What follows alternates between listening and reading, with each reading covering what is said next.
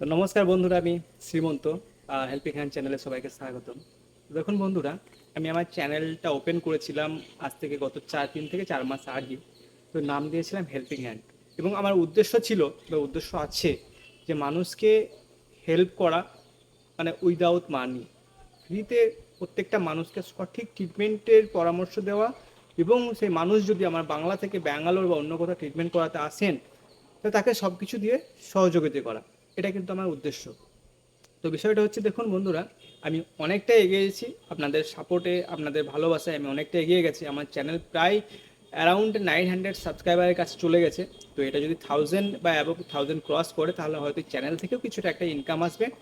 এবং চ্যানেল থেকে যদি কোনোদিন আমার ইনকাম আসে, তাহলে আমি কিন্তু আমার যে ইচ্ছা আছে, মানে আমার যে, তো চ্যানেল থেকে যদি কোনোদিন আমার ইনকাম আসে, তাহলে আমার যে টেন্ডেন্সি, আমার যে চিন্তা ভাবনাটা আছে, সেটা কিন্তু আমি সাকসেস করতে পারবো।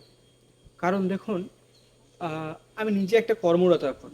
আমি নিজে একজন ওটি অ্যাসিস্ট সিডি সাইমার হসপিটালে আমি স্টাফ নার্সের জব করি।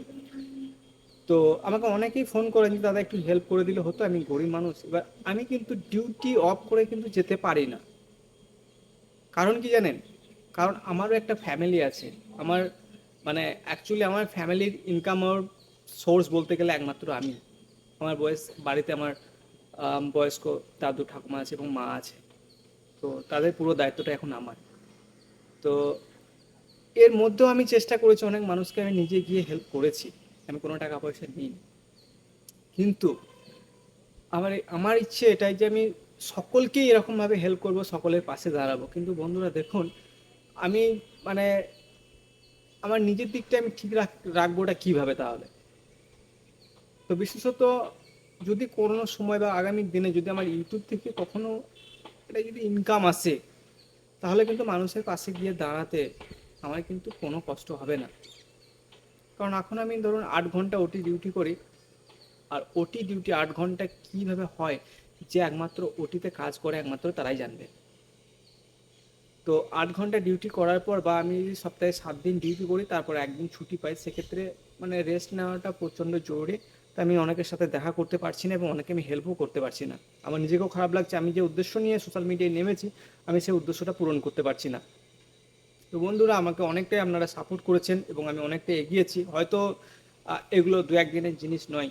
আমি যদি আমার উদ্দেশ্যটা সঠিক রাখি এবং আমি যদি সঠিক পথে চলি, তো অবশ্যই আমি একদিন সাকসেস হব। এবং আমার যে পরিকল্পনাটা আছে, সেটা আমি সাকসেস করব।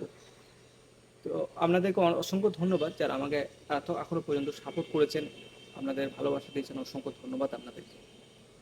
আর দেখুন, আমাকে এখন যদি আপনারা কেউ কোনো ফিজিক্যালি হেল্পের জন্য বলেন, তাহলে হয়তো আমি আমার সময় ছাড়া আমি যেতে পারবো না। তাও আমি অনেককে বলেছি, যাদের আসার মতো কেউ নেই ব্যাঙ্গালোরে, যাদের বাড়িতে লোক নেই, আমি তাদেরকে কিন্তু বলেছি যে আপনারা কোনো রকম করে টিকিট করে আপনি ব্যাঙ্গালোর আসুন, এবং আপনি অ্যাপয়েন্টমেন্ট নেন, সাইবাবা হোক বা যে কোনো হসপিটালে, তার কিছুদিন আগে আমাকে ডেটটা জানিয়ে দেবেন। তাহলে কি হবে, আমি একটা ক্যাজুয়াল লিভ পাই মাসে, সেই লিভটা অ্যাপ্লাই করেও কিন্তু আমি ওনাকে আমি হেল্প করতে পারবো। তো আগামী দিনে আমি চাইছি যেন সাধারণ মানুষকে সম্পূর্ণ বিনামূল্যে আমি হেল্প করতে পারি, মানুষের পাশে থাকতে পারি, মানুষের আশীর্বাদ যেন আমি নিতে পারি।